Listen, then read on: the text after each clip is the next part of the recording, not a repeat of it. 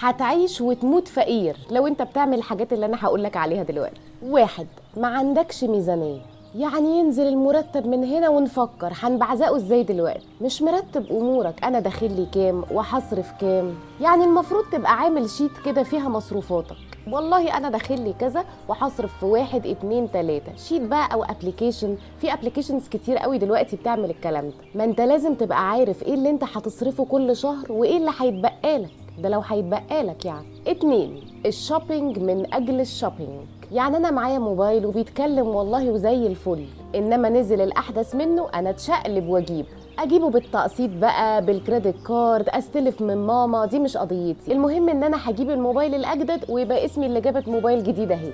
رقم 3. تبقى نجم الكريدت كارد، يعني من الاخر جربعه مش هتجربع، على راي سهير البابلي. يعني انا معيش ولا مليم، لكن ابدا اجيب الفستان اللي عاجبني واروح بيه الحفله وابقى احلى واحده هناك، واقعد بقى ادفع في فوايد واقساط وليله سعادتك، بس ابقى حلوه في الحفل. 4. التشبه بالاثرياء، يعني سيادتك كده شكلك برنسيسه، هدوم براندات، خروجات، جزم، شنطه ما حصلتش وهي جواها ما يحصلش 10 جنيه، والقديمه كمان مش الجديده. المشكله ان الاغنياء وهم قدك ما كانوش بيعملوا كده، كانوا بيحوشوا فلوسهم علشان يبقوا اغنياء، وبعد بقى ما يتغنوا يجيبوا اللي هم عايزين. الحاجه الخامسه والاخيره، الخوف على الفلوس. حلو انك تحوش، جميل، بس الفلوس مش معموله عشان نحوشها، قيمتها بتقل، والناس الاغنياء بيستثمروا فلوسهم علشان فلوسهم تزيد.